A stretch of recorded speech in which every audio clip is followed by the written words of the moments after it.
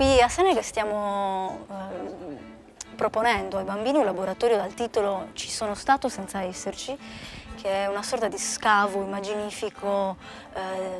per far raccontare un viaggio che loro non hanno fatto ma che vorrebbero magari fare, sia reale o anche fantasioso, da tramutare poi in poesia. È un pretesto chiaramente per parlare di poesia, per allenare al discorso della poesia e lo facciamo attraverso varie discipline come il teatro, utilizzando i libri, quindi leggiamo tanto, soprattutto immaginiamo tanto. Dopo l'immaginazione i bambini sono invitati a scrivere quello che hanno immaginato e poi insieme stiamo in gruppo anche elaborando questo loro viaggio attraverso le parole, attraverso i suoni, attraverso rime, assonanze e tante piccole parole magiche che ci aiutano a comporre le poesie. Il giorno finale sarà domani, i bambini sono invitati a